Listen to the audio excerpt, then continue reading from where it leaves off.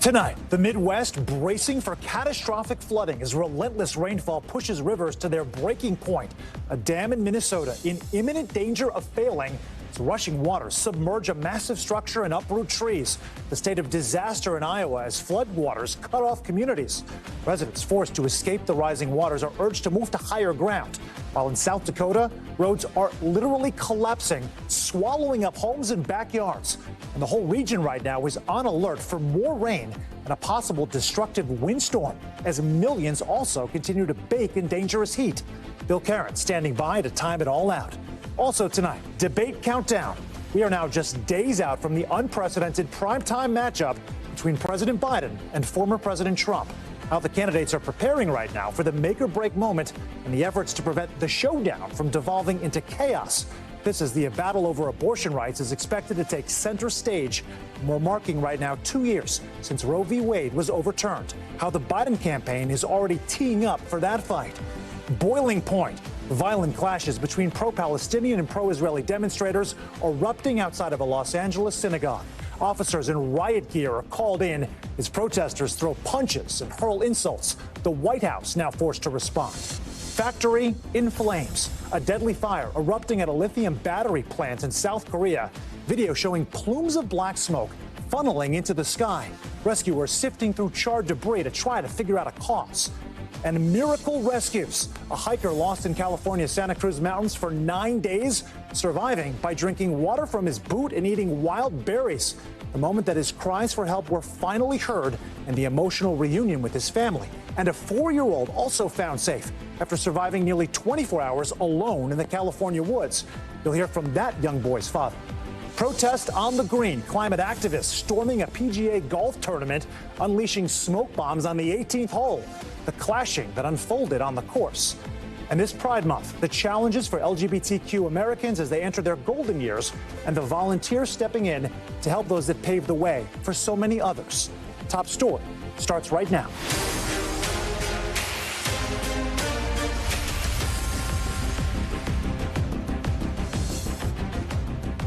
And good evening. I'm Sam Brock, in for Tom Llamas. Tonight, communities across the Midwest right now on edge. Rivers on the brink of bursting their banks after a recent onslaught of heavy rainfall.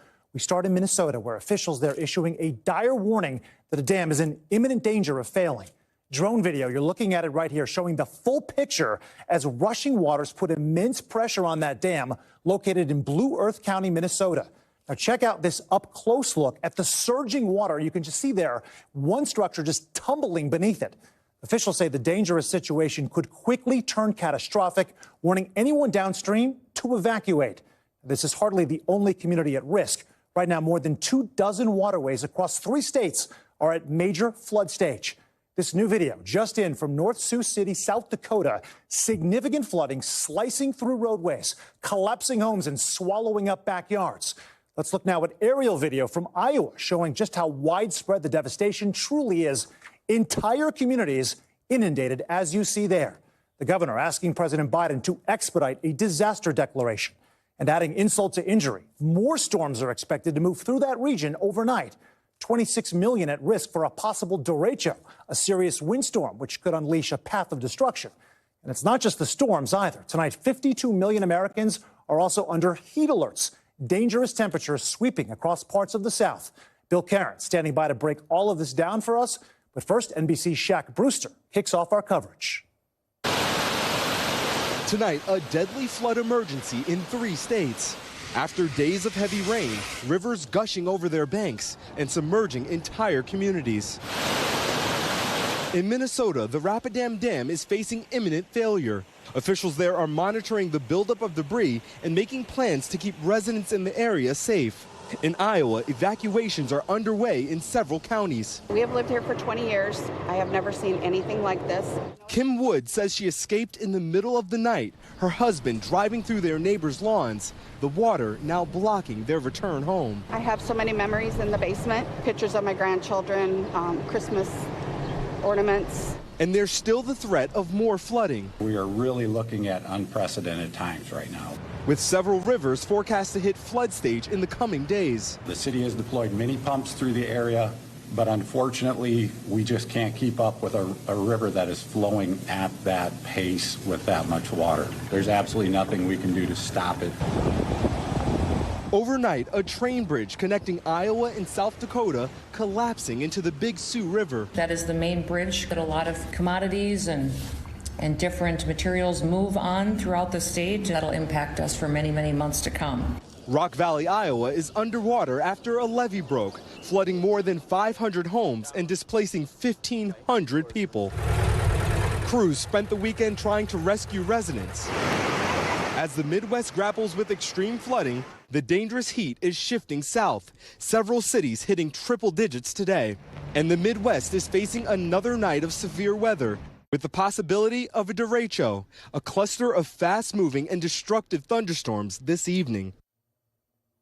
Yeah, this wave of severe weather just continuing. Shaq Brewster now joining us from Sioux City, Iowa tonight. Shaq, in the beginning of your piece, you mentioned that Minnesota's Rapidan Dam is on the brink of failing at this moment. So what happens if that dam fails, and how many people potentially could be impacted? Well, Sam, the sheriff's office there already reported a partial failure of that dam, but officials have not specified how many people would be impacted by a partial failure or a total failure and what that would actually look like. But they have insisted that folks are prepared and that they are on notice if there are evacuations that need to take place. That is happening in Minnesota. Here in Iowa, you see some of the damage and devastation behind me. This is the devastation from the Big Sioux River, and you see there's a mailbox back there, a car that is nearly fully submerged. The water continues to go deeper and deeper as you go down the street. The interesting thing here is that this is a river that saw record-setting crests, and we're not talking about a record that was broken by just 1 feet or 2 feet. We're talking about a record that was all-time record that was broken by more than 7 feet. Sam? And Shaq, to think that that might actually get worse in the days to come. Thank you so much, live there from Sioux City. Yeah. For more on this extreme weather throughout the country, I want to bring in NBC meteorologist Bill Cairns now. Obviously, Bill, this summer has been off to a pretty intense start so far. We saw Shaq there a second ago. That's just one portrait of the overall puzzle. And right now, the Midwest, you're saying, is expecting more severe weather? Yeah, more heavy rain tonight, more severe weather. We're hoping to miss the areas with the worst flooding ongoing. So we have a flood watch from Minneapolis down to La Crosse. This is for thunderstorms that are going to be forming in the next couple hours and travel throughout the night. Everywhere you see the red colors here, this is where we have river flooding that's ongoing right now. Some have already crested. Some are not going to crest for a couple days. Like the Minnesota River, as it snakes down like this towards Mankato here, that's not going to crest till Wednesday. And eventually in St. Paul, the Mississippi River will crest. That'll be Wednesday or Thursday. So we're not completely done with all our major flooding. And everywhere you see these purple dots, that's where we have major flooding. So that's like the highest category. Usually when that happens, we know we got water in towns and water in homes. Here's the beginning of some of those thunderstorms starting to form tonight. I think the worst of it's going to be starting about 10 p.m. and then it will go right through these storms won't make it to like Milwaukee and Chicago till about 5 a.m. in the morning. So they'll form here and then they're going to race through central and southern Wisconsin. Could have wind gusts to 70 miles per hour. We're going to have to wait and see how it develops, but the potential is there for that derecho, which is just a long-lasting, damaging wind thunderstorm line. Has to be at least 240 miles, and it has to have numerous reports of 70-plus mile-per-hour winds, and that's possible. Tomorrow, we take our severe weather threat to Kansas City and also into St. Louis, Sam. All right, so a lot of major metro areas that are going to be impacted. That's one piece of this thing, Bill, and also the extreme heat. Where do we stand with that? I mean, it's been an incredibly hot day. So this is different. Last week, we broke a lot of record highs. This week, it's more humid and not as hot, but the feels-like temperature is even worse. I mean, we were up to 114 at one point in Omaha. Even at this hour, it still feels like 111. Little Rock, 108. This is as hot as it has been all summer long in these areas, and it's been brutally hot along the Gulf Coast. We still have about 52 million people in either heat advisories or excessive heat warnings, and it's not really going anywhere. And yes, we're going to get cooler in the Great Lakes and northern New England and the Northeast, but from Dallas to San Antonio, New Orleans, it's just the beginning of a very long summer, Sam. Those are difficult words to hear there, Bill. Thank you so much. We move now to the latest in former President Donald Trump's classified documents case and today's pair of hearings. One of them is a continuation of the Trump team's efforts to dispute the constitutional right to appoint a special counsel, and a second hearing covering a potential new gag order against Trump. Joining me now to talk a little bit more about this is Justice correspondent Ken Delanian, who's been obviously following this case so closely from Fort Pierce, Florida. Ken, let's start here. Trump's legal team began their challenge to special counsel Jack Smith's appointment, like just the appointment of it, in a hearing last Friday. Is there a new layer to this argument? Yeah, Sam, and so there were two very different hearings today. And in the morning, the judge heard a challenge by the defense to the constitutionality of the special counsel under the appropriations clause. And as you said, that was sort of a continuation of a similar argument they made all day on Friday, challenging the constitutionality under the appointments clause. And by the way, Sam, both of these issues have been previously litigated in the cases of other special counsels. This argument has never won the day. And so a lot of legal experts are wondering why Judge Cannon devoted a day and a half of hearings to this issue when no matter what she decides, she won't be the last word. It will go up to an appeals court because this is a legal issue, not a fact issue. And this really sort of plays into a lot of concerns about how Judge Cannon is handling this case, Sam. So is it viewed, Ken, as kind of a moonshot? I mean, are we talking about dozens upon dozens of federal cases where this argument has been tried previously and basically just shot down on outset? Well, I don't know about dozens. There haven't been that many special counsels, but it certainly has been tried. For example, most recently in the Hunter Biden case with special counsel David Weiss, and it failed there. Now, those court decisions are not binding on Judge Cannon, but what legal experts say is, yes, it is a moonshot. It's very unlikely. It's a narrow, legalistic, technical argument that doesn't seem to have much chance, if not in front of Judge Cannon, certainly on appeal. And yet she's painstakingly allowing both sides to argue. And the consequence of that, and she's done this, time after time after time, a relentless parade of pretrial hearings. The consequence, Sam, is that we don't have a trial date in sight. And it's very unlikely that this case will go to trial before the November election, which is exactly what Donald Trump wanted. Yeah, certainly the sands of time are moving very quickly on that, Ken. I'd also ask you, that's the first hearing. Tell me about the second hearing that unfolded, the one regarding a new possible gag order for the former president, which would, by the way, be the third one issued in his cases collectively if it is granted. Prosecutors are arguing violence against FBI agents is a real threat here based on some of the things the former president is saying. Is that correct? That's right. And this is a hearing that people are not questioning. They needed to have this hearing. Jack Smith says this is essentially an emergency because Donald Trump began accusing the Biden administration and the FBI of plotting to assassinate him based on a document that was included in the Mar-a-Lago search papers and the Trump team got in discovery. It was a standard document that stated the FBI's use of force guidelines, which is essentially that an FBI agent can use deadly force if he or she feels their life is under threat. And they twisted that, former President Trump twisted that into Biden has authorized the FBI to use deadly force. That was false. That's not what happened. And special counsel has gone into court to ask the judge to order Donald Trump to stop saying that because he's saying that that's putting the lives of FBI agents in danger. Because when you talk about an FBI plot to kill Donald Trump, they're concerned that some small, narrow band of Trump supporters may actually act on that in a violent way because there's a precedent. After the Mar-a-Lago search, a deranged man, a Trump supporter, attacked the FBI office in Cincinnati armed with an AR-15. He was killed by police. There have been other incidents. So Jack Smith is saying, look, we need to stop this. But Judge Cannon appeared skeptical today to those arguments, Sam. All right, Ken Delanian, thank you so much. Next tonight, we are just days away now from the first debate of the 2024 presidential race. President Biden and former President Trump preparing to face off for the first time since 2020. NBC News' Gabe Gutierrez has that report on how the campaigns are preparing. Tonight, just 3 days away from that crucial first debate, both campaigns are preparing very differently.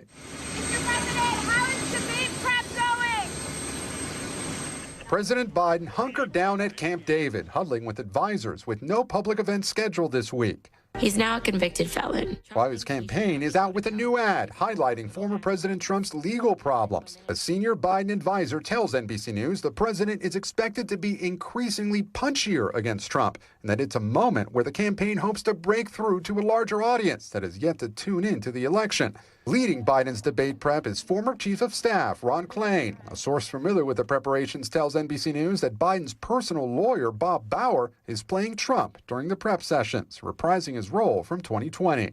To be honest, it's hard to say some of the things that he says, some of which are, very fact-free. It's a stark contrast from former President Trump, who's holding informal policy discussions with advisors, but no mock debates, while still holding public events. Tonight, the former president is fundraising in Louisiana after campaigning in Pennsylvania over the weekend, mocking his opponent for not leaving Camp David. He's sleeping now because they want to get him good and strong. Trump teasing that he's already chosen his running mate and says the person will likely attend the debate in Atlanta. Have you decided who your vice president is? In my mind, yeah. Do they know? No, nobody knows. Among the top debate topics expected, the economy, immigration, and reproductive rights. What both candidates need to do is talk about what they're going to do for the American people, how they're going to show up as leaders. And Gabe Gutierrez joining us now from the White House this evening. Gabe, Biden aides say that he is preparing to face a few different versions of former President Trump. Yeah, that's right, Sam. People familiar with his debate prep says that it's taking into account whether former President Trump shows up with his usual bombastic self or whether he takes a more disciplined approach. The campaign says that it wants President Biden to appear as the adult in the room, Sam. Okay, Gabe, also taking a turn here, we're getting some breaking news now involving WikiLeaks founder Julian Assange and a plea deal with the DOJ. What more can you tell us? Yeah, that's right, Sam. This is breaking just within the past few minutes. But as we understand it, WikiLeaks founder Julian Assange plans to plead guilty as part of a plea deal and will serve time served. This will happen after he's served 5 years in prison. Now, Sam, court documents reveal that the plea deal was filed tonight in the U.S. District Court for the Northern Mariana Islands. That's a U.S. territory in the Pacific. Now, Assange was expected to make that appearance in court and be sentenced to 62 months with credit for time served in a British prison, meaning he would be free to return to Australia, where he is an Australian citizen. Now, the U.S. charges against Assange stem from one of the largest publications of classified information in American history that took place during the first term of Barack Obama's presidency. Starting in late 2009, according to the U.S. government, Assange conspired with Chelsea Manning, an intelligence analyst, to disclose tens of thousands of activity reports about the U.S. war in Afghanistan. So again, the breaking news, Sam, just within the past few moments, court documents revealing that Julian Assange, the founder of WikiLeaks, has entered into a plea deal with the U.S. Department of Justice. He is pleading guilty, expected to just within a short time, in the Northern Mariana Islands. That's a U.S. territory. So far, no comment from the White House. Sam? All right, Gabe Gutierrez keeping tabs on multiple big stories tonight. Thank you so much, Gabe. Today also marking the 2-year anniversary of the Supreme Court's overturning of Roe v. Wade. Now, the Biden campaign hosting dozens of events across the country, slamming former President Trump on the issue of reproductive rights and promising to ensure abortion rights nationwide if he were to win a second term. Vaughn Hilliard has their latest attack lines and how the Trump camp is responding. Tonight, on the 2-year anniversary of the Supreme Court decision that overturned Roe v. Wade, the battle over abortion rights taking center stage once again in the 2024 campaign. In the case of the stealing of reproductive freedom from the women of America, Donald Trump is guilty. The Biden-Harris campaign using the anniversary to hammer former President Trump for nominating the 3 Supreme Court justices that helped overturn Roe. Biden saying in a statement, if given the chance, there is no question Trump will ban abortion nationwide with or without the help of Congress. The campaign mobilizing Vice President Harris and First Lady Jill Biden, rallying supporters in swing states. Donald Trump handpicked 3 members of the United States Supreme Court because he intended for them to overturn Roe v. Wade. And as he intended, they did. So, it was premeditated. The Biden team also releasing a new ad featuring a woman who says she was denied abortion treatment in Louisiana. He's now a convicted felon. Trump thinks he should not be held accountable for his own criminal actions, but he will let women and doctors be punished. I feel like I have fewer rights in terms of reproductive rights than my grandmother and my mother, who were born in the 40s and 60s. I cannot support a candidate that does not support abortion straight up fully. If you do not support abortion fully, then I cannot support you. Former President Trump, whose voiced concern that abortion is a liability for Republicans in November, is doing something of a political high-wire act on the issue.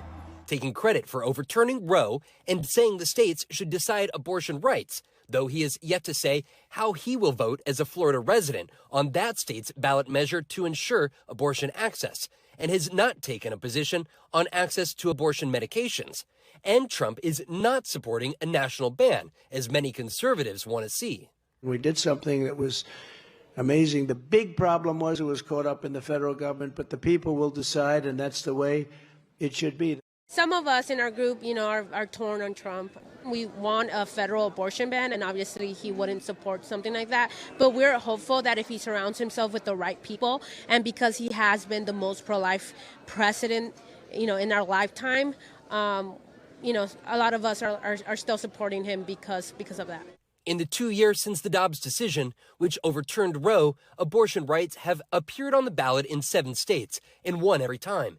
And data from Planned Parenthood Action Fund shows nearly 28 million women of reproductive age live in states with partial or total bans on abortion, many of which are key swing states in this year's election. When Congress passes a law that restores the reproductive freedoms of Roe, our President Joe Biden will sign it into law.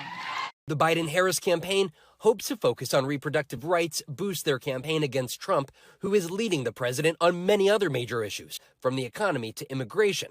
But recent polls show abortion is the top issue for only 4% of voters. There's more than us than there are of them. The ultimate salience of one of America's most divisive issues, now an open question, as this year's hotly contested election draws closer.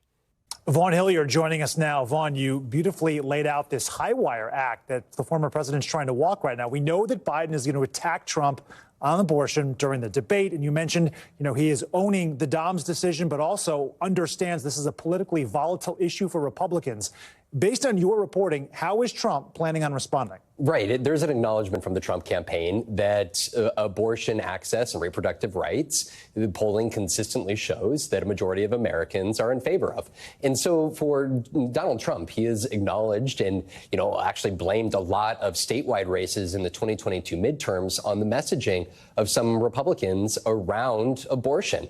And since you have seen Donald Trump make the case that, that they should focus in, that these are states' issues here. But, if you look at somebody like a Carrie Lake, who she ran for governor and lost in Arizona in 2022, she's one of those candidates that Donald Trump was indirectly referring to. She is taking a much different posture here in 2024 now that she's running for the Senate after Arizona voters rejected her. And she went from a near total abortion ban to now a position of a 15-week abortion ban in the state here. But this is where for Donald Trump, you have seen him kind of equivocate, even like on abortion medication. He had, back in April, had suggested that he would announce a policy position on that in a week. Well, we're now here in June, and he is yet to do that. So it is a fraught position. And for him, you also potentially have, some conservatives who wanted a federal abortion ban coming out of Roe v. Wade. And Donald Trump is not agreeing to that at this point. So it's really a difficult position with strong opinions on every one of these sides. Yeah, the delicacy on this topic pretty clear. Vaughn Hilliard, thank you so much for that report. For more now on the countdown to the first presidential debate and what each candidate needs to do to win over its voters, certainly to strengthen its base, let's bring in our political pros, Megan Hayes. She is the former special assistant to President Biden and director of message planning for the White House. We also have Lance Trover, former press secretary for North Dakota Governor Doug Burgum's 2024 Republican presidential campaign. Thank you both so much for joining us tonight. Megan, I'd like to start with you and with the issue specifically. We just heard that report from Vaughn on reproductive rights. It was interesting to hear him say that abortion is only the top issue for about 4% of voters. So it's now been 2 years since Dobbs reversed Roe v. Wade. How much of a catalyst, in your opinion, is abortion for rallying the Democratic base? I think it's a huge catalyst. I think this is something that has, as Vaughn mentioned in his report, this is something that's had 7 ballot initiatives and won every single time. And a lot of those states were extremely red. And I think that 1 in 3 people don't have, or women do not have access to reproductive health care and to abortion providers within their states. And I think that's a problem. And I think that in some of these swing states and these suburban women are really going to start to take notice. And I think it's going to drive turnout. And I really do think it will help in a lot of these swing states, like in Arizona, where Biden won by only 10,000 votes. And it is interesting to hear you say that. We know some of the most conservative states traditionally in the country have had voters come out and protect access to abortion rights. Lance, I want to pivot to you for a second here. In addition to abortion, obviously, a couple of major topics that are going to come up on Thursday, from immigration to the economy and specifically inflation. This is on the minds of so many Americans right now. Where do you see former President Trump really focusing his efforts on Thursday? I think this is a real opportunity for Donald Trump to really set out the differences. You're exactly right. It's going to be inflation. It's going to be the border. It's going to be the cost of living that I think will define this debate. And look, he's going to come out and say, we didn't have this when I was president. All of this has begun, the out-of-control border, the runaway inflation, the runaway cost of living. All of this started under Joe Biden. And that's going to be the stark difference. I think he has a real opportunity to make that case and get a lot of voters honed in on his message. Yeah, that's an issue many people are very concerned about right now. Megyn, CNN's political director, said in an interview recently with the New York Times that, quote, Thursday's live debate is not the ideal arena for live fact-checking. Instead, Ms. Bash and Mr. Tapper would focus on facilitating the debate between these candidates, not being a participant in that debate. So I guess my question is, do you think that hurts President Biden? And what is the role, I guess, of a debate moderator? Is it to move things along or to fact check on the spot? Obviously, this has come up before. What do you think about this? Yeah, I mean, I think it's to move things along, right? But I also think that the president needs to be careful here. He needs to be laying his vision out for the future and what he wants to do for the American people, and also tell them what he's done for them in the past, and not continually drive Trump's message or drive that he's lying all the time. I mean, shouldn't be a professional fact checker either here. He just needs to be moving the issues forward, and I think that they need to focus on the substance. I think it's going to be a really tricky situation for the moderators and for President Biden, because, you know, President Trump or former President Trump does say things that aren't always true most of the time. So I think that it's just a tough situation, but I think that President Biden needs to stick to his message and stick to what he's going to do for the future of this country. Speaking of the former president, Lance, at Mr. Trump's rally over the weekend, he did speak about the debate ahead of time, presaging things here to his supporters. Here is some of what he had to say. Should I be tough and nasty and just say you're the worst president in history? Or should I be nice and calm and let him speak? So the president at times, obviously, former president, has been criticized for being too critical, too vitriolic, too insulting. What do you think Mr. Trump's best strategy is heading into this debate? Well, I think you see Donald Trump at a rally, and he says a lot of things at these rallies. Are certainly entertaining, and that's one of the reasons people show up to his rallies, right? And Joe Biden can't get people into an ice cream shop. I think he, again, is going to set out a clear difference. How he does that, I think, remains to be seen. But again, there is a clear difference in this race with the border out of control, with inflation out of control, gas prices out of control. It's going to be a pretty easy sell for him. It's really just about getting voters locked in and honed in on that message that he's got, and I think that'll be the critical difference Thursday night. Obviously, topics and stylistically big differences here. Megyn, you know, we've seen President Biden recently in terms of counterpunches being more aggressive when it comes to attacking former President Trump, especially regarding his legal troubles. Do you expect that we're going to see more of that on the debate stage on Thursday? You know, the president doesn't normally attack people on their personal issues here, but I do think his legal troubles will be brought up. I don't see that there's a way not to. I think the moderators will probably bring it up. But I do think that the president's not going to let Donald Trump bully him. I mean, the president doesn't stand for that, and that's just not who he is. And I think that the president will come out being his authentic self, just like he was in 2020. You saw it at those debates as well. And I think that the president just has to keep his cool. And I think the optics here matter. The optics of how these men come out and how they present themselves are going to matter just as much as the substance. Yeah, there was definitely no shortage of fireworks last time. But of course, obviously, the format is very different this time, with the mics being dropped once you go from one candidate to the next. So we'll see how that plays out. Lance, I would also want to ask you, as long as we have you, the former president said that he has decided at this point who is going to join him on the ticket as VP, and that person will most likely be at the debate. According to our reporting at NBC News, your former boss, Doug Burgum, is on that short list. Is there any sort of insight you can impart about that?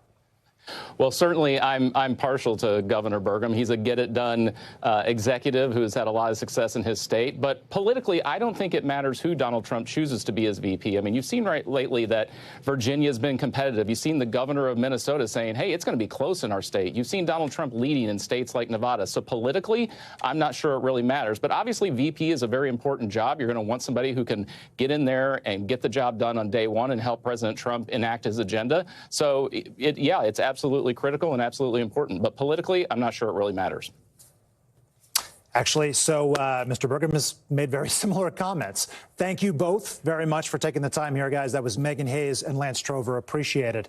A programming note now. NBC News will have coverage of President Biden and former President Trump's presidential debate hosted by CNN on Thursday. Our special coverage and analysis begins Thursday at 7 p.m. Eastern on NBC News Now, and the debate itself starts at 9 p.m. on NBC. Well, a topic that is very likely to come up during the debate is the war in Gaza, as Israel's prime minister appears to be backing further and further away from a U.S.-supported truce deal with Hamas. Tensions over the war right now reaching a boiling point back here at home. Violent clashes erupting between pro-Palestinian protesters and supporters of Israel outside of a synagogue in Los Angeles over the weekend. This involved police in riot gear having to be called in and eventually breaking up the fighting. NBC News correspondent David Noriega has been following all of this for us from L.A. David, thanks so much for joining us tonight.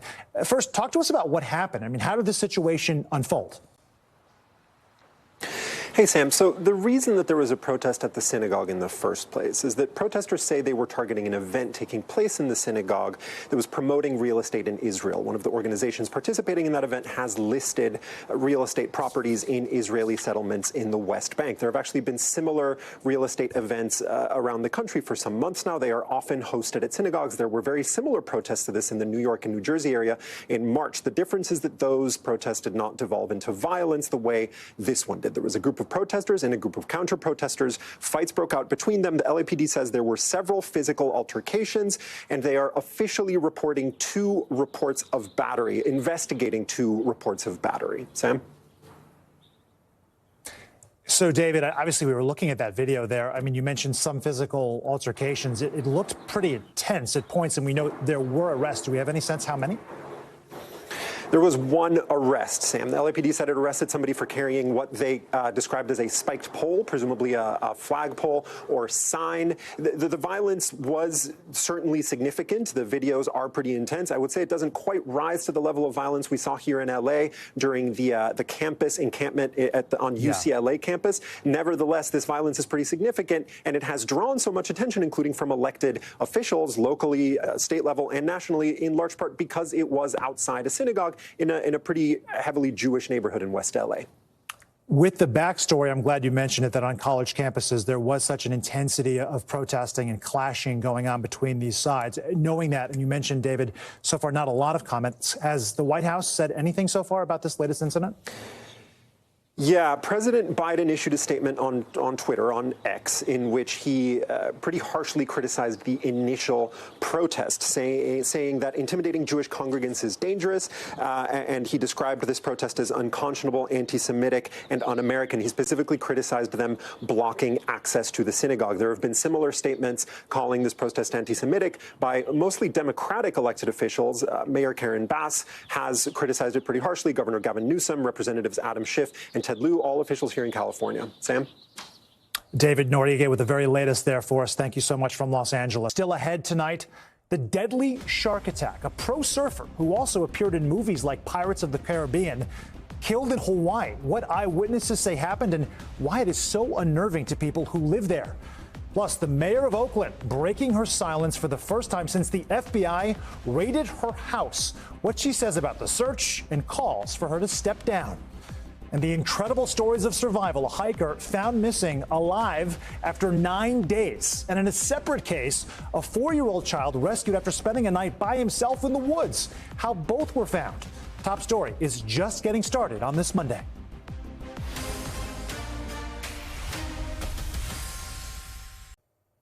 And we're back now with a deadly shark attack. You don't hear that often. That claimed the life of a professional surfer known for his role in movies like Pirates of the Caribbean and Charlie's Angels. That tragic incident unfolding off the coast of Oahu in Hawaii over the weekend. NBC's Stephanie Gosk has the full report. Born and raised in Hawaii, Tamayo Perry surfed off of Oahu thousands of times. He was a professional at the highest level in surfing. On Sunday afternoon, the 49-year-old was attacked by a shark while surfing near Goat Island. According to officials, he was bitten multiple times.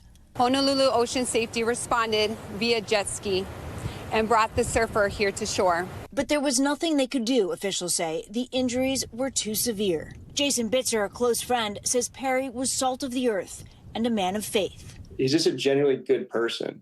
Like, there's no other way to put it. He's a good person, and he cares about people, and he really just kind of embodies aloha. Perry was a world-class surfer who also had the occasional movie role in Pirates of the Caribbean and Blue Crush. Oh, it's pretty nuts. Broke my board.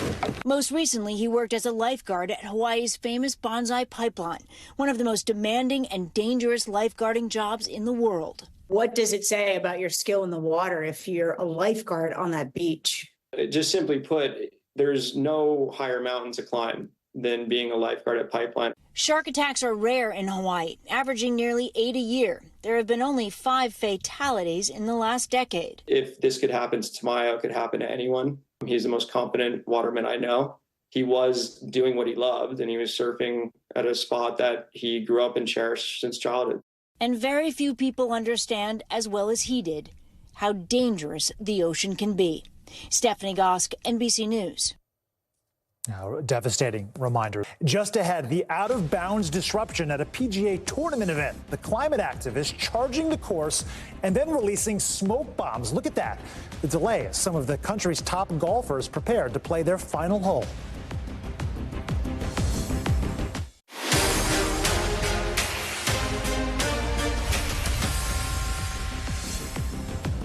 And we're back now with Top Stories newsfeed. And we begin this with the mayor of Oakland breaking her silence over an FBI raid on her home.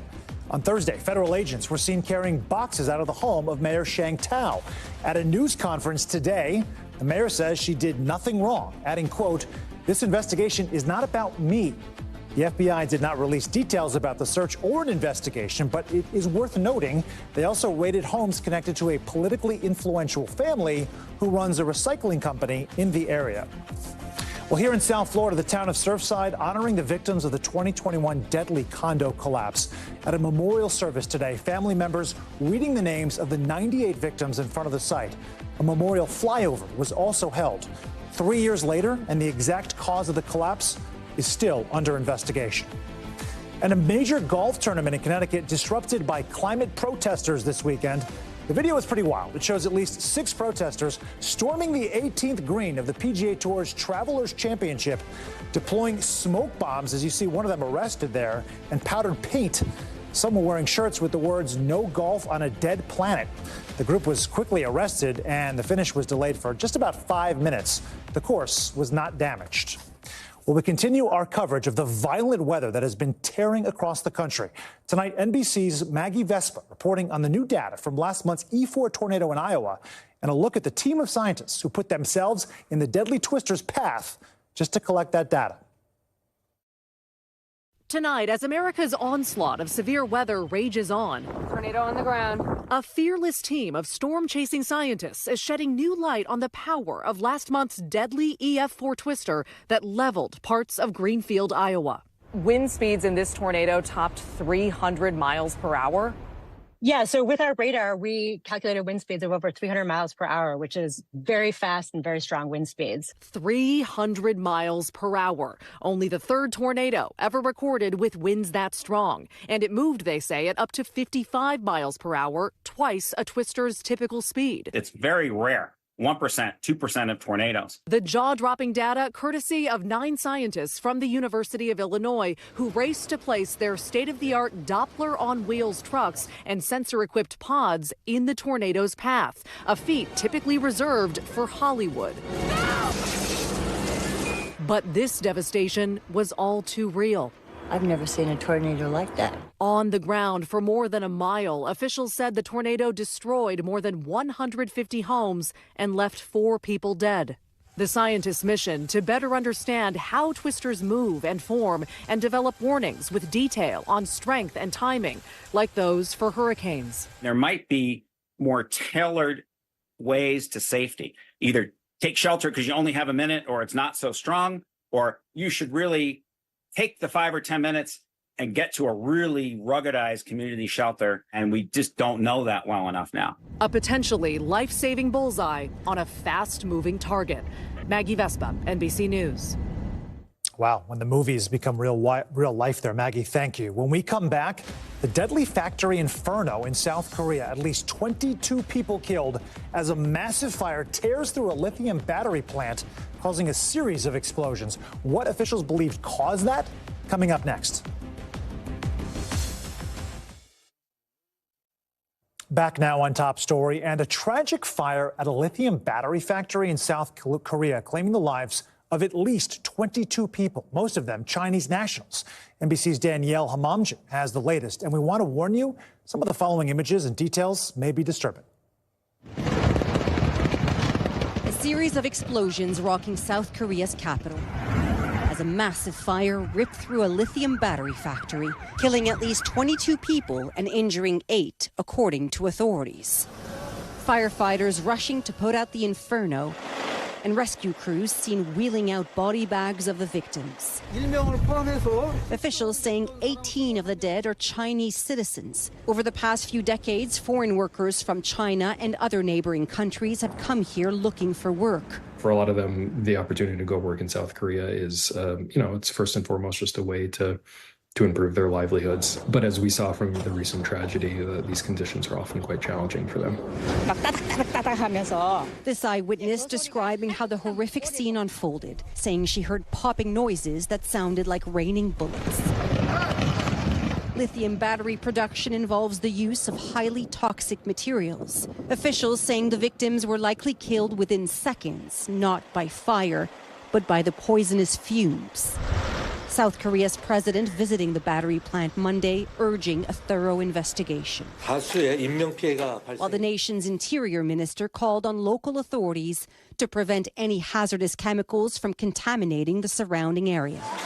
Family members of victims now starting preparations at a funeral hall where staff are beginning the grim task of trying to identify the remains.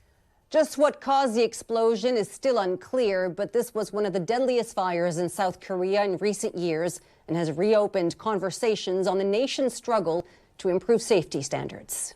Sam. Danielle, thank you so much. We are all also now following other international headlines on Top Story's Global Watch, starting in Russia with a series of attacks on houses of worship. Officials there say that armed militants attacked 2 Orthodox churches and 2 synagogues in the predominantly Muslim Dagestan region. At least 20 people were killed. That included an Orthodox priest. An amazing rescue captured on camera as a mudslide hit a French hamlet. Look at this new video showing the moment that French National Police rescued a couple. They're at the bottom of your screen there by helicopter as a deluge of mud and debris surrounded them. More than 100 residents had to be rescued. The floodwater was so strong that it ripped through several homes and just cut off roads completely. So far, everyone appears to be accounted for, and no injuries, amazingly, were reported. And finally tonight, we are celebrating Pride Month. Many in the LGBTQ community are entering their golden years without vital support and resources. We speak to the volunteers who are lending a helping hand to the generation that came before them. That story coming up next.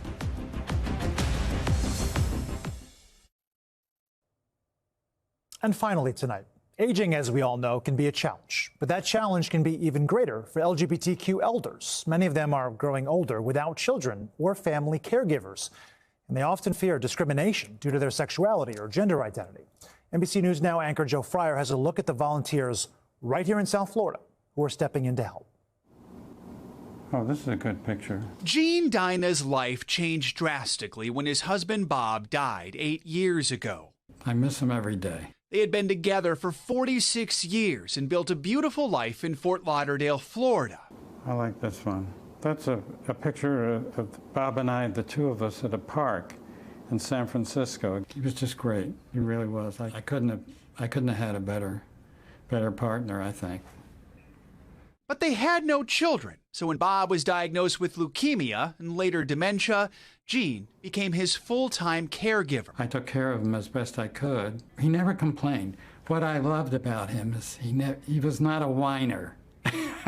During Bob's final years, Bob and Gene were finally able to get married after the Supreme Court made marriage equality the law of the land. My husband was very happy when we married. He'd been in the closet, for all those years.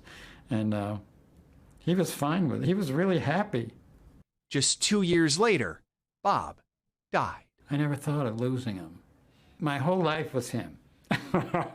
You know? Now, at 76 years old, Gene has no surviving relatives who can help take care of him. I didn't see a doctor or dentist for 4 years while I was his caretaker. And when it was all over, I started going to the doctor and I found out I had prostate cancer. Since his husband died, Gene has been connected with the group SAGE, which offers services and advocacy for LGBTQ elders, a demographic that for most of their lives was not able to get married or adopt children by law. So many of our elders have grown up in a time when discrimination against the gay community was much more intense. SAGE says today older LGBTQ Americans are 4 times less likely to be parents than their heterosexual and cisgender counterparts, and twice as likely to be living alone. The group connects elders with volunteers like Craig Rosenblatt. Look at this view. Who donate their time to accompany an elder. And you've had experiences that I have not had with bigotry, and stuff like that, where there were a lot of things that I was able to do that you were not able to do. And there's a lot of things that I was not able to do that people can do today. In addition to companionship, SAGE also helps with housing and medical needs because they say many of the elders they work with avoid senior programs and even doctors over fear of discrimination. There's been just a history of exclusion that forces many to either not seek care or to seek care and feel compromised in the process. And the challenges of aging are even greater for the transgender community. 65% of trans elders felt there would be limited access to care as they aged, according to SAGE. It's the bias of we don't want to take care of you, so. 65-year-old Morgan Mayfield, who lives in Florida, where the state has recently tried to ban gender-affirming care, says he has experienced this prejudice firsthand. When they look at your records, they're going to see in your list of medications that you're either taking estradiol or you're taking testosterone. The question then is why? The minute you tell them that it's because you're trans, you can see the bias in their face. And you can see the slight step back from even the proximity of being close to you. Now. Volunteers like Craig, the work is more important than ever, giving back to a generation that paved the way for him and so many others, and for recipients like Gene, a new friend in his golden years. We got our Christmas tree out, got it working and plugged it in and everything, and yeah, that meant everything to me. Made you feel whole again. Yeah. To break through those many barriers, that many barriers, and to not have care. It's an amazing service here in Florida that gap is being filled. Joe, thank you so much for that report. Thank you for watching Top Story. I'm Sam Brock in for Tom Llamas tonight. Stay right there. We have more news for you coming up on the way. Thanks for watching. Stay updated about breaking news and top stories on the NBC News app or follow us on social media.